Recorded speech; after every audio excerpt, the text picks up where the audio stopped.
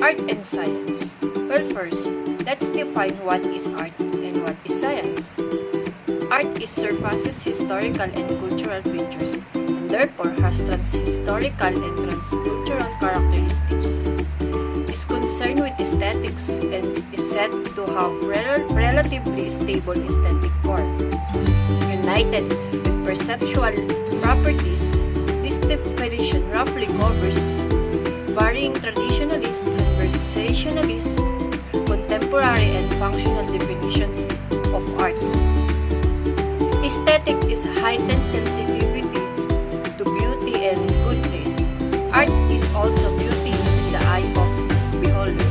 Art is about individual perceptions. So, science is concerned with general truth to the physical and quantum world and relies on method of study and data accumulations based on observation and experimentation.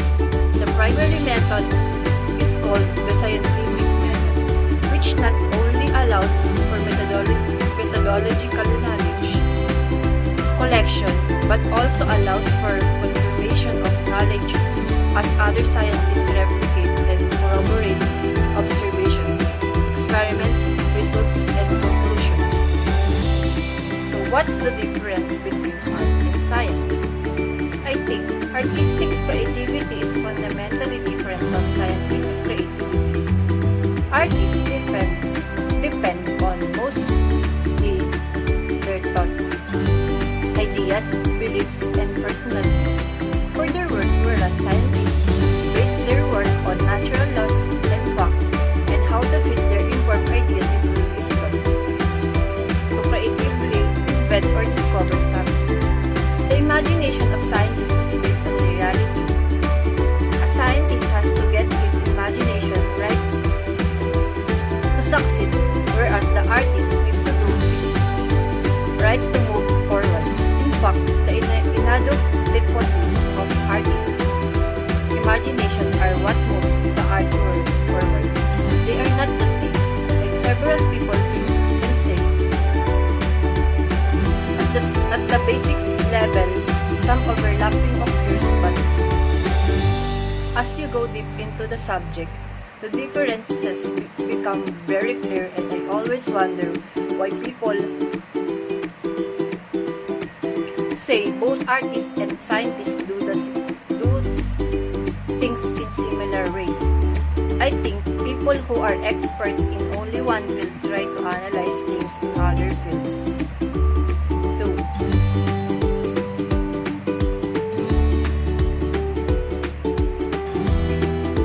Such illusionary perceptions arise. I will give an example here.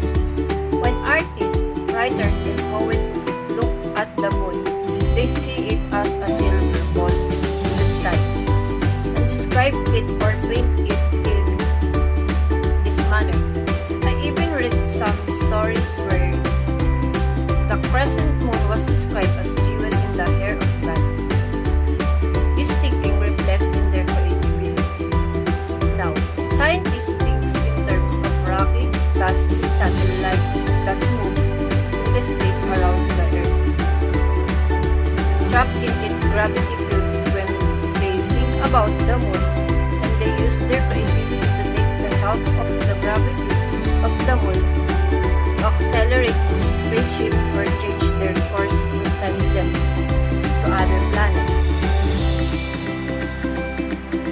Save fuel. The following examples best represents the relationship between art and science. Color.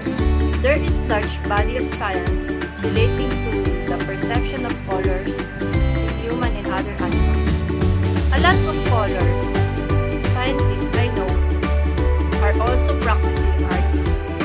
I believe that artists seek to represent nature and advance this goal by even having a basic understanding of color or vision science. Many artists I know employ color and science in their work. At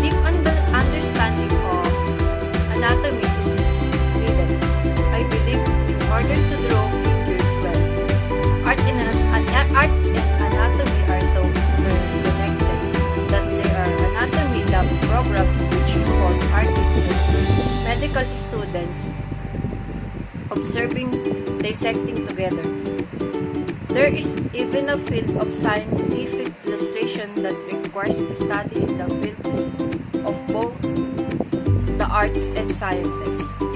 In terms of describing the relationship between art and sciences, I see both fields of study as lying along a continuum of human understanding and inquiry on, or as two approaches to the search for truth. Relationship between science and culture. Culture and science are interrelated to each other. Culture includes habits, taste, costumes, arts, and manners.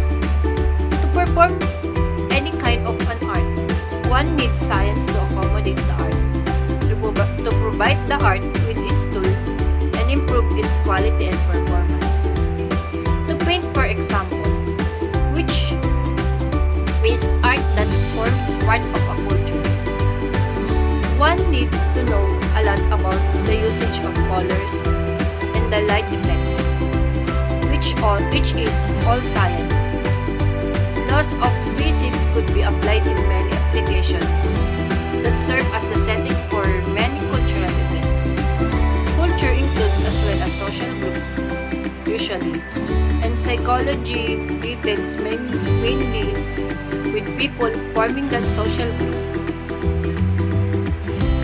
So in general, science in its applications serves the culture and also helps forming some cultural habits.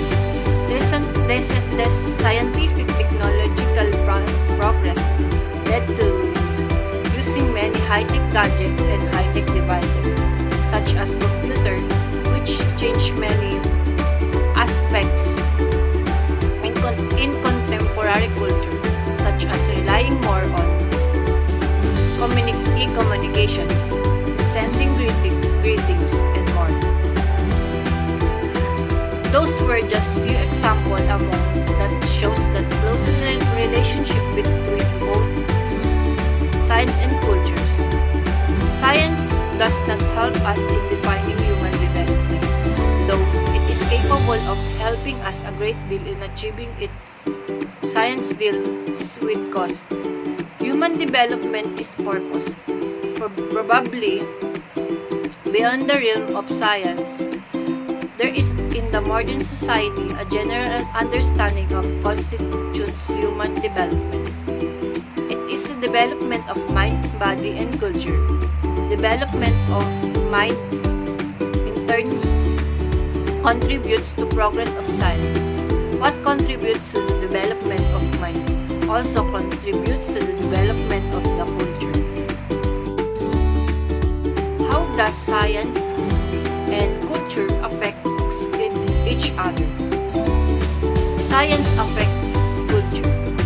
The most obvious effect of science has been its medical and technological applications, with the accompanying effects on healthcare, lifestyles, and social structures. But some science also influences culture in many modern societies, by playing a major role in shaping culture worldviews, concepts, and thinking patterns. Sometimes this occurs by the gradual or orchestrated diffusion of ideas from science into the culture. In other times, however, there is a conscious effort by scientists or non-scientists to use the authority of science for rhetorical purposes, to claim that scientific theories and evidence support a particular belief system of political program. Second, culture affects science. How does culture affect science? Some influence appears as a result of manipulating the culture affects science. If society wants to obtain certain types of science-based medical or technological applications, this influence the types of scientific research that society supports